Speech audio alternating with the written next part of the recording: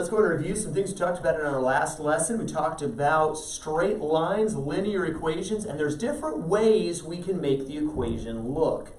One of the most popular ways to write an equation is what we call the slope-intercept form. What is slope-intercept form of an equation, Quentin? Y equals mx plus b. And because this is one of the most popular forms of an equation, the slope-intercept form, if we were given something other than slope and y-intercept, we would want a form that allows us to get the slope-intercept form easily. For instance, if we were given a point and the slope, there's a form that allows us to get to the slope-intercept form quickly. We call it the point-slope form, Jamie. What's that? It's the y minus y1 equals m times x minus x. There we go. It's basically the slope formula, m equals y2 minus y1 over x2 minus x1, where we just cross multiply. Y minus y1 equals mx minus x1. But by putting it in this form, it's as easy as once you've distributed the m, slide the y1 over and you're into slope-intercept form already. There's another we call the intercept form. We could use it if we were given intercepts. We could also use it if we were needing to find intercepts. And what was that, Quentin? X over a plus y over b. And if the defining factor of slope-intercept form is getting y by itself, then the defining feature of the intercept form is getting it equal to 1. So some strategies, right? If you want slope-intercept form, get y by itself. You want intercept form, set it equal to 1. We're going to do that, by the way, with some other shapes here in the next chapter after our exam, which is coming up in about the next, 7-ish lessons or so, something like that, 7 or 8 lessons, something like that. I'll give you an exact number later. There was another form that's very popular because it just looks good. And it's called the general form, or sometimes called the standard form. And what is that, Jamie? Ax plus by plus c. This time with capital letters, because little a is used to denote the x-intercept, little b is used to denote the y-intercept. Capital A, B, and C are just whatever numbers, right? They don't have any special pre-assigned designated values. They just happen to be numbers. But remember, I told you specifically, these are not fractions. Right? These are integer values, which makes the general form very nice because people don't like fractions. Slope-intercept form often has the fraction because slope is what over what? Rise over run. So people don't like fractions. This is a very popular form as well. There were a couple more I gave you for a line that's parallel to the x-axis. In other words, a horizontal line. Every horizontal line is going to have what basic format to it? Y equals y1. Good. Y equals y1, or y equals something. Y equals some y value. And anything parallel to the y-axis, or anything that's a vertical line, is going to have what form, Jamie? X equals x1. Good. X equals x1. X equals something, whatever x value you happen to be given. Using these, we had some homework to do. Page 219, numbers 2b, d, and f. Number 3, b, c, and f. And number 4, letter b. That was a fun one. We're going to get to that in a moment. Let's go and take a look at that homework. All right, let's see how we did here. Number 2, letter B, you're supposed to write each of the following in slope-intercept form, then list the slope and y-intercept. They started us off with the equation x minus 3y equals 9. Notice, by the way, this is in that general form, right, where the a is a 1, b is negative 3, and c is 9. But we want a slope-intercept form. What did you get for your answer, Jamie? Y equals 1/3 x minus 3. There we go. We're going to move the x over as a negative 1x, divide everything by the negative 3, hence getting y positive a third x and negative 3. So what is the slope? Negative 3. That's the y-intercept. What's the slope? Oh wait, I looked at the wrong one. 1 and negative 3. 1/3, and then the y-intercept is negative 3. There we go. Now we plot the y-intercept first if we were graphing it, and then rise and run accordingly, but we're not graphing right now. Letter D. What did you get when you put that into slope-intercept form, Quentin? Y equals negative x halves. Good. Y equals negative x halves, or y equals negative half x, and you started to say plus 0, which the form would call for, I suppose. That way you can see that your y-intercept is 0. and your slope is Negative 1/2. negative a half. Again, the upside, this looks best. This, allows you to see the two values. So this is perhaps the easy, lazy way to write it. This is perhaps the best way to write it if you're trying to see slope and y-intercept. Either answer is fine, though. Letter F, Jamie. Y equals negative 3x minus 5/3. And what did you get then for your slope Negative 3. and the y-intercept? Negative 5/5. There we go. So y equals negative 3x, negative 5/3. Are we good on 2BDF? No issues at all getting y by itself. All right, then on number 3, B, C, and F, you were supposed to get the intercept form, which means set it equal to 1. Well, letter B, it's not equal to 1, it's equal to 20. So what do I do to make it equal to 1, Quentin? Put everything over 20. Yeah, divide everything by 20, and when we simplify down, what do we end up getting for our answer? X over 5 minus y over 4 equals 1. Good. X over 5 minus y over 4 equals 1.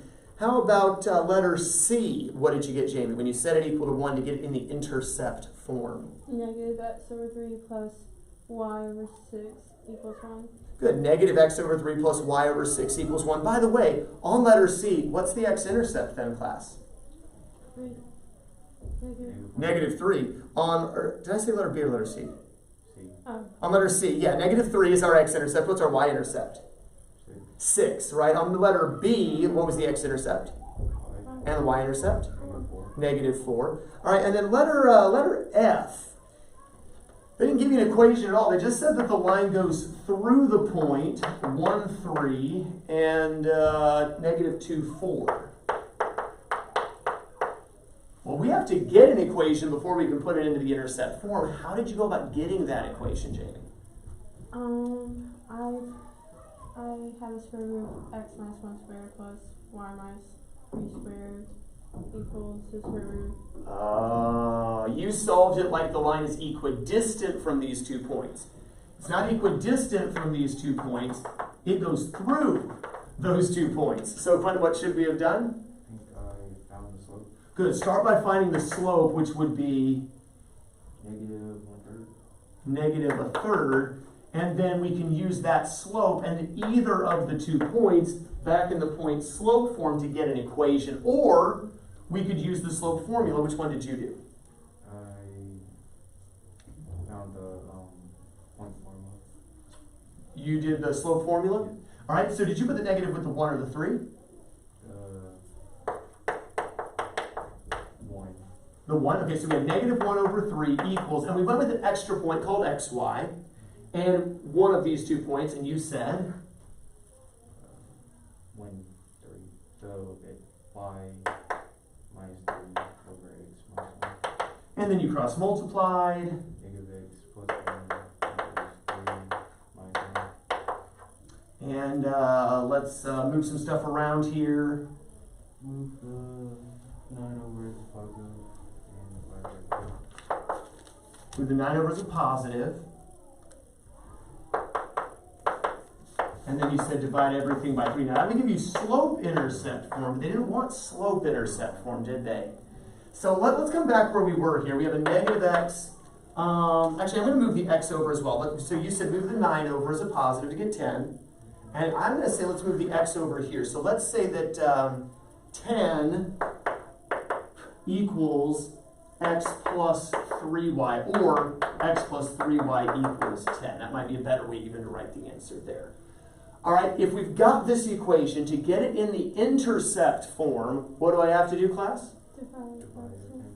Divide everything by 10. Now, here, that's not that, right? The form is a plain old x over something, a plain old y over something equals 1. Well, I've got a plain old x over something, I've got an equals 1, but this isn't a plain old y over anything, is it? I've got to get a plain old y. What do I do to the numerator to get a plain old y? Multiply by 3. Or divide by 3. So what do I do to my denominator? Divide by 3. That's going to give me y over 10 thirds. Does that make sense? So we have x over 10 plus y over 10 thirds equals 1. And that's where it gets a little annoying, right? Is that that intercept form. So there's going to be a better way coming, but that's the option we have now. So we can see our x-intercept is 10 and our y-intercept is 3 1/3 or 10/3. And that's what we should have done there on letter F. Questions on F now that we've seen it? Again, to recap, if a line goes through 2 points, start by getting the slope, and then you can either go to the point slope form or the slope formula. Just use an extra point called x, y in one of the 2 points. When we with 3 for the y, x for the 1.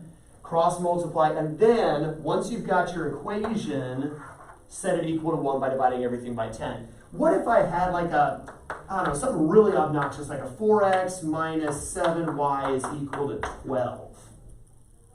Well, to get this in intercept form, plus I have to divide everything by 12. And that works out great here, right? We just get a 1. Even here, it's not too bad. I can reduce to get x over 3. Again, what am I going to have to do in the next one? Divide by 7. Divide 7 from top and bottom, so I get a plain old y over 12 sevenths. And that's how we get it. Does that make sense now? On what to do if it's weird and doesn't work out nicely and is obnoxious, generally speaking. All right, questions? Speaking of obnoxious, let's take a look at letter B on number 4. Read the instructions, refresh my memory. What were we doing on 4, Jamie? Use the point slope form to find the equation of each altitude of triangle ABC. Recall that an altitude of a triangle is the perpendicular drawn from a vertex to the opposite side. All right, so altitude? Median? I was half listening, I'm sorry. Altitude. Altitude. Okay, altitude means? Perpendicular. Perpendicular. Perpendicular means? Reciprocal. So I have triangle. A is what point? 4, 3. B? 0, 7. C? 1, 2. And if I want negative reciprocal slopes, well, that means negative reciprocal of some pre-existing slope, which means I need to find the slopes of all the sides. So let's find the slope of AB, the slope of BC, and the slope of AC. First of all, AB, my baseline, has what slope, class? 1. -1. I got -1. I got 4 over -4, which is -1. What about BC's slope? 5. And AC's slope? 1/5. Ooh, does that mean that BC and AC are perpendicular? No, they're not negative reciprocals. They're both positive slopes. So if I were graphing it proper and plotted it properly, BC and AC would both be going up. AC would be kind of going up gradually, actually kind of like this. And BC would be going up pretty steeply, kind of like this. And then AB is actually the line that goes backward in my triangle. Again, that means that the altitude on AB has what slope, class? 1. Positive 1. So therefore, what is the equation of this altitude? Well, if we use the point slope form, y minus y1 equals m times x minus x1, I can plug in y minus 2 equals 1 times x plus 1, minus -1 or plus 1. We can distribute the 1, of course, to just get x plus 1. And then we can also add the 2 to get y equals x plus 3. Did we get this for the slope or for the equation of our altitude to AB? Good, excellent. All right, let's go to another altitude now. And let's go with the altitude to BC. And again, what is the slope of this altitude going to have to be? -1/5. All right, so that's kind of obnoxious. -1/5. Let me zoom in just a little bit since my writing is having to be smaller. All right, and so again, we're using the point slope form. We'll say y minus 3, because we're using this point down here that begins the altitude, equals This is about to get ugly, folks. Times X minus 4. x minus 4. What do I get initially when I distribute the negative 1/5, Quentin? Negative x over 5 plus 4/5. Yeah, and then when I go to move this negative 3 over, class, as a positive 3, I don't really want to write positive 3. I want a certain number of fifths. 15 fifths. So if we add 15 fifths, it gives us y equals Negative x over 5 plus 19, 5. And there's the equation of the second altitude. Did either of you get that? Excellent. So far we're 2 for 2. Let's see if we can make it a perfect 3 for 3. And let's go with our final altitude here. That's the altitude to AC. What is the slope of this altitude going to be, class? Negative 5. -5. And so, again, point slope form, we'll say y minus 7 equals Negative 5 times. x minus 0. But that actually works out okay for us, right? Because that's really just a negative 5x, right? Y minus 7 equals negative 5x. And then to get y by itself, And 7. yeah, y equals, Negative 5x plus 7. do we get that equation for the final altitude? I forgot the negative. Forgot the negative on the 5. Okay, so you were a little bit off there. Now, you would have done the same thing other than the negative, though, right? Because it didn't affect this x value, which worked out pretty nicely. Now, I want to take this a step further now. So let's take the answers Quentin had and most of the answers that Jamie had. Remember we said that the 3 altitudes of a triangle must intersect at a point called the orthocenter. We can actually find the orthocenter. Because where any 2 lines intersect, that's the one and only one point where the white and green lines meet, right? So we can solve this by setting up a system of equations. We can say that y equals x plus 3 and y equals negative 5x plus 7 and solve a system of equations. Since y equals both of them, it would be easy to simply set those 2 equations equal to each other, right? To say that x plus 3 equals a negative 5x plus 7. What do we do now? Move the negative 5x positive and negative. To get 6x equals 4, and it's not super pretty, but what does x equal? 4/6 or 2/3. And if x is 2/3, 2/3 plus 3 equals 11/3. 3 and 2/3 or 11/3. I'm going to go and leave the improper fraction. I'm going to say that 2/3, 11/3 is the orthocenter. However,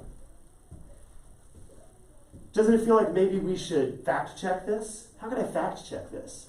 Use the other equation. Use 2 different equations. So instead of green and white, maybe use Yellow and white. yellow and white. And you're like, I don't want to do. All right, so yellow and white. There we go. All right, so that means that y equals negative x fifths plus 19 fifths, and y equals x plus 3. And once again, what could I write next? Jamie? You can make them equal to each other. To get? X plus 15 fifths. Or should we go ahead and rewrite it? You mean negative x fifths plus 19 fifths? I'm just kidding. Okay, yeah, equals x plus 15 fifths. How about x plus 3? Okay. But I hate fractions. So we're going to multiply everything by the 5. I think this is what Jamie's trying to do here. I'm not sure. Let's just multiply everything by 5 now, Jamie. Negative x, positive 19, 5x plus 15. All right. And now what, Quentin?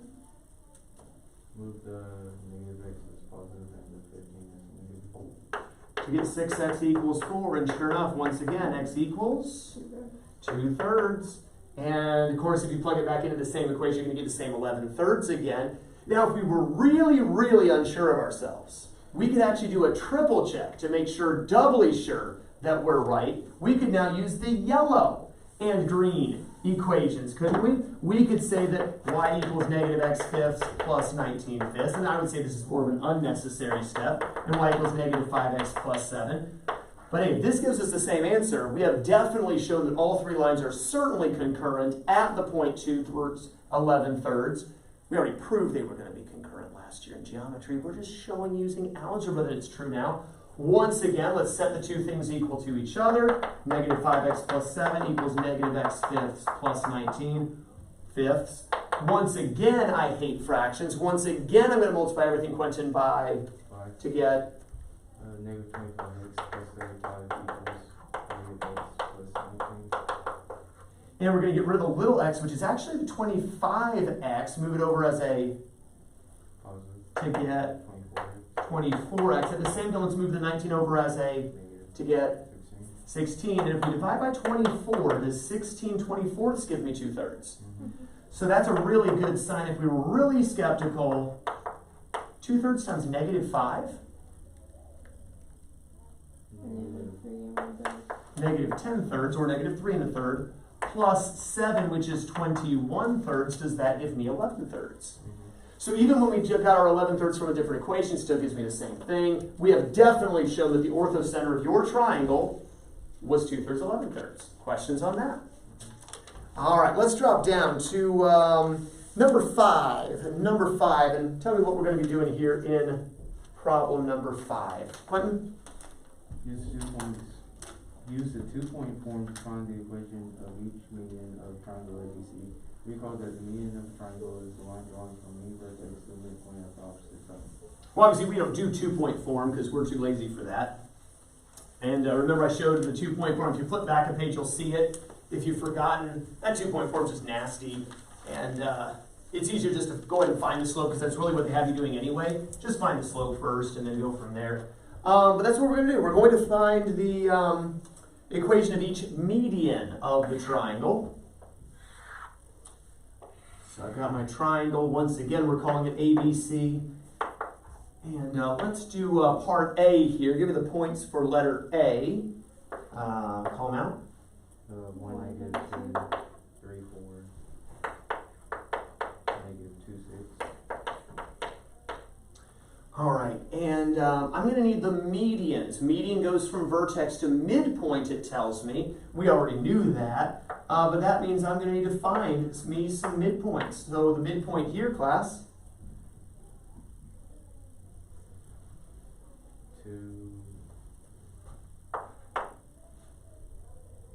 2, 1. And this midpoint is going to be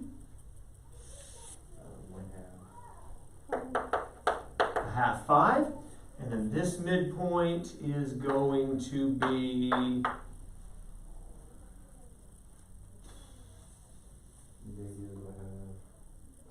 negative 1/2, 2. Good teamwork, y'all. Negative 1/2, 2. I don't know that you just planned that, but that worked great. All right. So then, what's the equation of this median? Well, in order to find the equation, if you have 2 points, you gotta find the slope. Gotta find slope. So let's find the slope of this line. Well, the change in y is actually pretty easy. 7. So let me do this off to the side here. The slope, make sure I'm on the chalkboard, I am, or on the screen rather. So the slope is going to be the change in y, 5 minus negative 2, that's the 7, over 1/2 minus 1, but I'm not going to write 1, I'm going to write 2 halves. That's going to give me 7 over negative 1/2, which means when I multiply by the reciprocal, not the negative reciprocal, but multiply by the reciprocal, I get a slope of negative 14.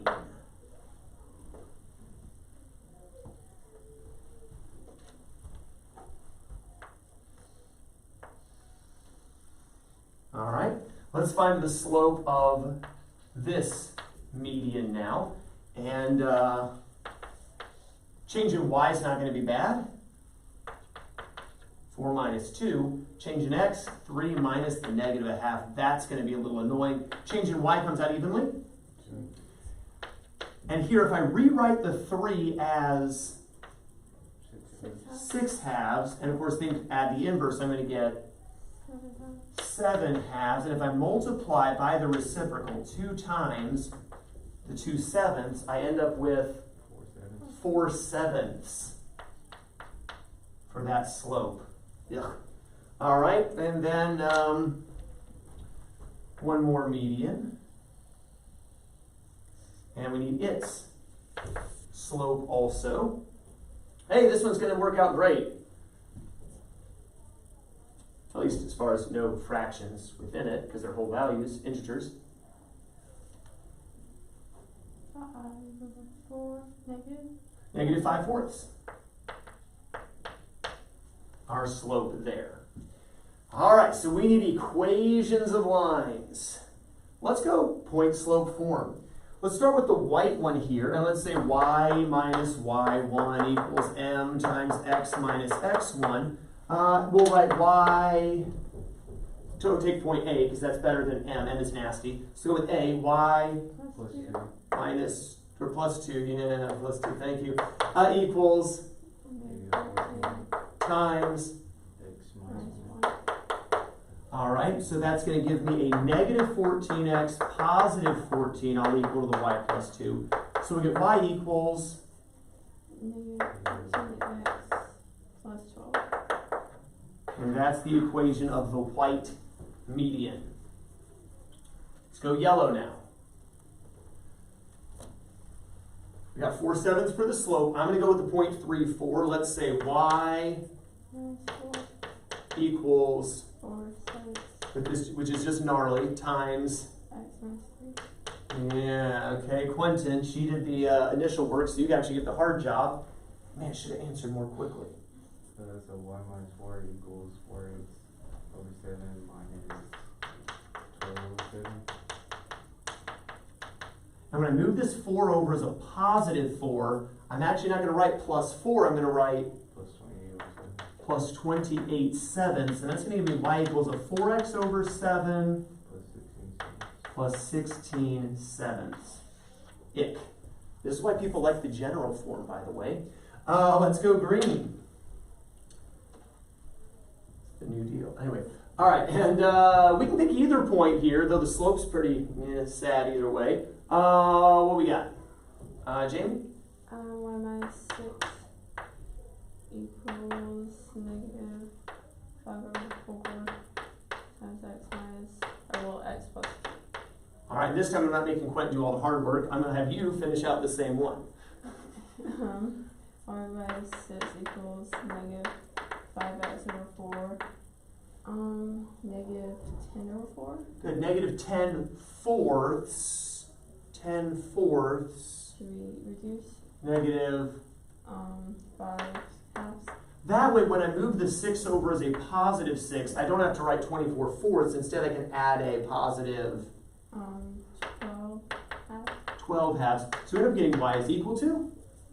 So negative 5x over 4 plus 17 halves. Oh wait, 7 halves. 7 halves. There we go. And there's that equation. So there's my 3 equations of my medians that it asked for.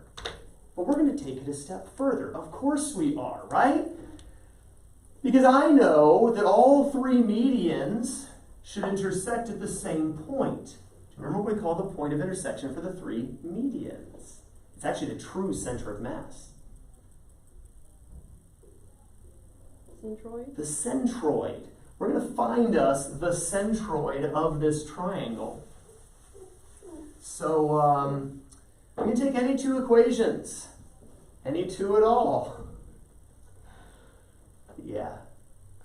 Yellow and green. He's like, let's just tackle the hard ones right up front. Let's go yellow and green. Jamie's face is like, what? Hey, you should have spoken faster, Jamie. I was thinking white and green myself.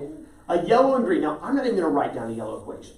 Because I know I'm going to want to knock out those fractions anyway, right? What is it with the fractions knocked out, Quentin? 4x plus 15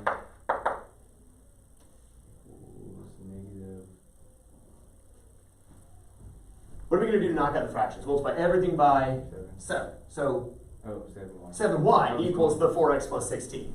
There we go. And then the green equation, I'm going to multiply everything by the... I could go -4, I suppose. I was just going to think 4, but what would that give me?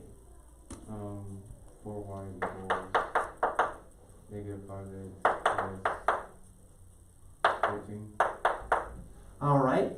And now I could possibly solve this by the addition method, couldn't I? If I, rearrange some stuff. So maybe let's do a little bit of rearranging here. Sure. Fully on there. Okay. So I'm gonna line up the like terms. The 4x -7y equals -16. The -5x plus 4y equals 14. That just lines up the like terms a little better. Okay. And if we're going addition method here, and now I'm beginning to think it wasn't such a good idea to knock out the fractions first. So next time we're not going to do that. But you lose some, you lose some. That's what I always say, right, Jamie? And so Jamie, save us. It's like, y'all made this mess. We can get the x's to cancel and Top by 5 and bottom by 4. so It'll become 20x minus 35y minus 8 equals -80. Okay, and then negative 20x plus 16y equals 56. all right. Of course, we'll cancel the x's. What are we left with in the y column now, Quentin? -19. -19y is equal to... -24. Oh, I see. What did we get for y? This doesn't seem right. 24 over 19. We're saying that the ordinate of our centroid is going to be a 24/19. I can't help but wonder if I've screwed something up. But you know what? We're going to check it in a second. Let's roll with it. Let's plug 24/19s in on the calculator, of course. Let's see, let's put it here times 7. So 24/19s times 7. Give you some ghastly answer, right? Mm-hmm. Now subtract 16 and divide by 4. And change it back to an improper fraction if you would. So second function of the fraction button should do that. What do we have? -34 over 19. -34/19. Fact check. Is that what you had as well? No, It's not what you had. That means I have to dig out my calculator. it doesn't bother.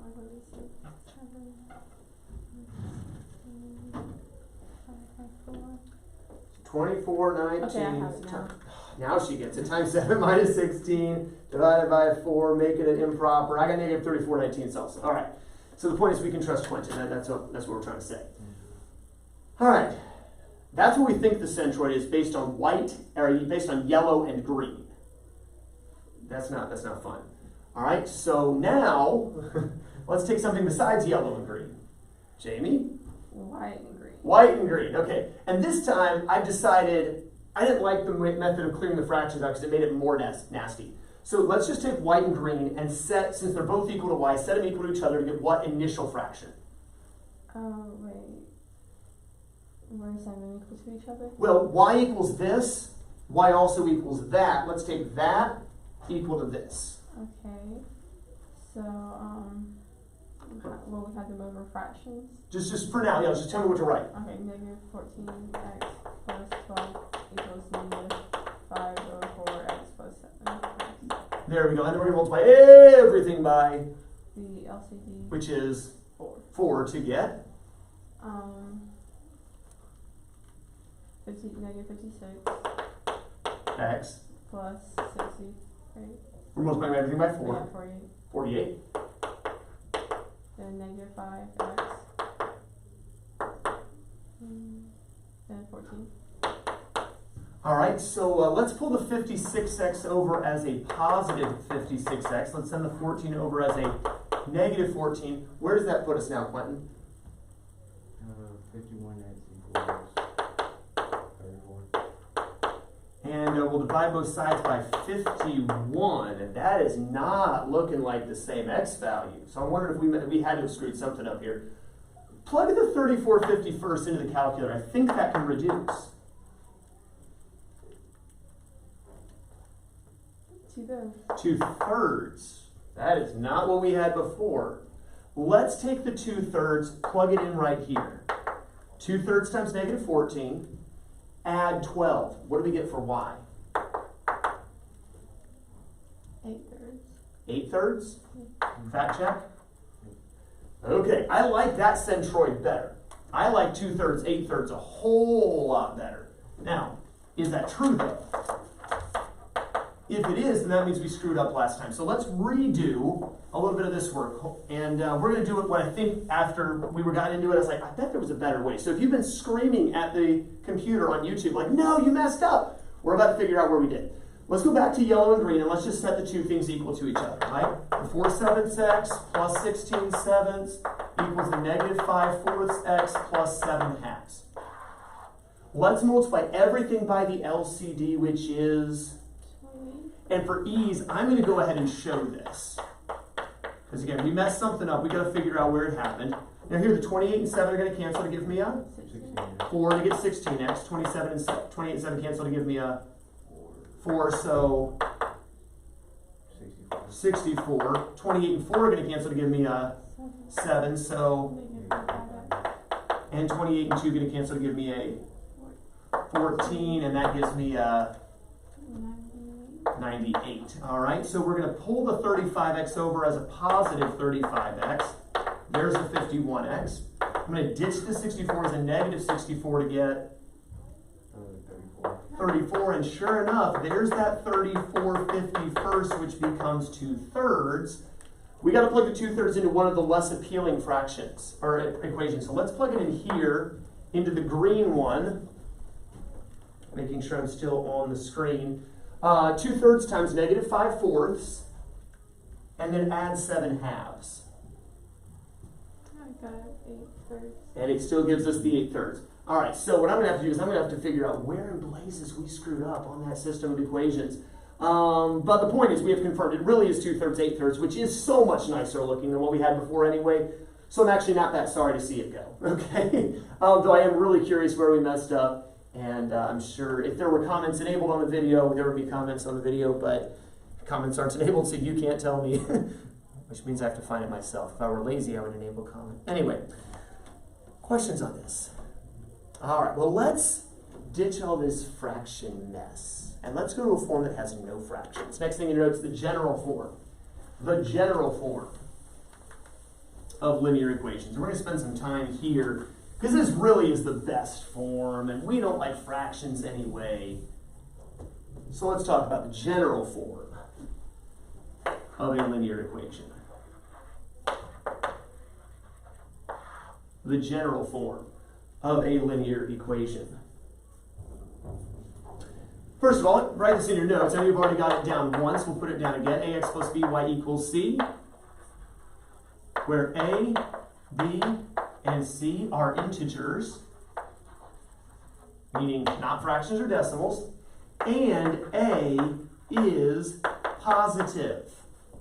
That's a key. A is positive. We're never going to leave the equation with a negative, and we're never going to have a fraction. We just get nice, easy numbers. B could be negative, C could be negative. A is always going to be written in a positive sense. We like the general form. However, all the other forms have something that helps them work for you, right? Like slope-intercept form tells you two things, class. Slope and y-intercept. The slope and y-intercept. Intercept form at least gives you the two intercepts, right? The point slope form even. Point to slope, right? Though again, slope formula does essentially the same thing for us. So we need to be able to make the general form work for us. One form can give us intercepts, the other form can give us a slope and an intercept. Let's level the playing field by saying, how would I get those same things here? Well, remember the intercept form, the key is to set it equal to 1.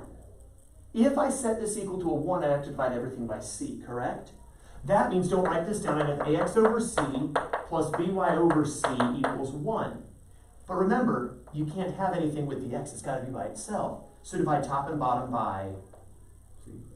Or to get the x by itself, divide away the a, and do it at the bottom as well, and we get x over c over a.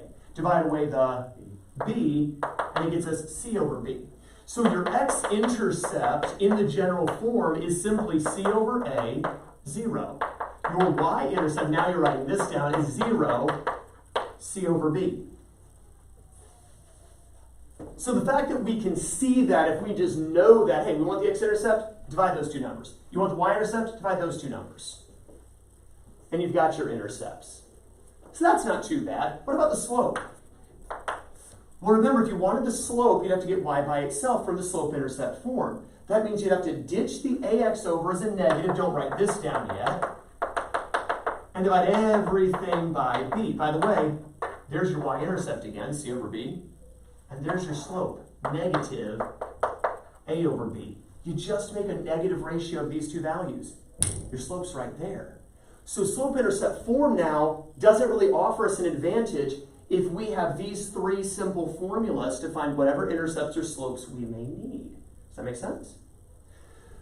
Now, a couple qualifying statements that we need to include here. You understand if a is 0, meaning there's not an x term at all, you're not going to get an x-intercept. If b is 0, meaning you don't have a y term, you're not going to get a y-intercept. Also, if b is 0, you're going to get undefined slope. So the key with the intercepts is if a and b are not equal to 0, we can find those intercepts that way. If equal to 0, you don't get that particular intercept. So there's a little clarification to make sure that we are mathematically sound. But otherwise, I think you'll find that as we work through, more so tomorrow, but today as well, as we work through the general form, we'll find it to work really well for us. Look at page 221 now. Page 221 in your textbooks. And it says, find the slope and intercepts of the line 2x plus 3y is equal to 12. Well, to find the slope, we use what formula, class? Negative a over b. Well, if you make a ratio of a and b, 2 to 3, and then stick a negative in front, negative 2/3, boom, there's the slope, no math. We like that. X-intercept is the ratio of c to a. Well, 12 to 2 is 6. Boom, there's our x-intercept, 6, 0. Y-intercept is the ratio of c to b. It's 12 to 3, that's 4, 0, 4. There's our y-intercept. No hard math at all. Even though it's not in a special form, it's in a pleasing form, one that's good to look at. Look at the next example. It says, find the general form equation of a straight line with slope 5, 6, passing through the point 2, 4. Well, there's a few ways we could do this, right? The old way was to say, well, 5, 6, that's the slope, equals y minus 2 over x minus, I feel like I'm doing this backwards now. Was the point 2, 4? Yeah, y minus 4 over x minus 2. This was the old way of doing it, correct? And we could cross multiply. We could get 5x minus 10 equals 6y minus 24. We could bring the 6y over instead of 10 over. 5x minus 6y equals negative 14. There's my general form. But there's an even faster way we could do it. Because we realize if the slope, it says, is 5, 6. If m is 5, 6, and m is negative a over b, then a is 5, and b is negative 6. I already know it's going to be 5x minus 6y equals something, correct? The question is, what's the something? Well, you said it passed through the point 2, 4, right? 2, 4. What's 10 minus 24? Done. So the general form actually is really easy to work with. Let's do another one of these. Let's suppose, write this down in your notes, I give you the equation 3x minus 7y is equal to 14. First of all, what is the slope going to be? Well, what's my formula for slope in the general form class? Negative a over b. So what's the slope going to be here?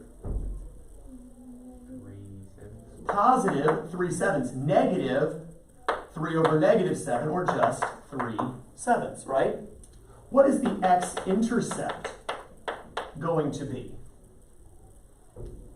Remember the form is class? C over A, 0, so it's 14 thirds, 0. The y-intercept, what's the form class? 0, C over B. So we get? 2. B is a -7. -2 was 0. -2 technically. But boom, there's all my intercepts. Make sense? What if I told you a line has a slope of -4 thirds and goes through the point 5, 1? And we wanted the equation. Well, if you know the slope, and you know that in the general form class, slope is what form? What equation? Negative A over B. Well, the negatives cancel. What's A? 4. What's B? 3. So 4x plus 3y is how you know your equation starts, right? It's just a matter of what goes in the blank. Plug in your 5 and your 1. What do you get? 23. Boom, there's the equation. Minimal writing needed to be done. This is what we're going to be doing in our next lesson. Tonight, however, you're not going to be working on this. All right, so that's tomorrow. It's kind of a foreshadowing where we're going tomorrow, but the hope that is in the future, that's going to make your life easier, hopefully. Tonight for homework, you got a handout. It's in the description of the video if you're watching on YouTube. Handout reviewing the other straight line forms primarily. And then we are going to have a quiz over this same information tomorrow in our next lesson. So handout tonight, looking ahead as you do the handout, preparing for that quiz in our next lesson over straight line forms. I don't normally announce quizzes, but felt led to do so on this one. So hopefully that's a help to you as you prepare. Have a wonderful rest of your day, and you are dismissed.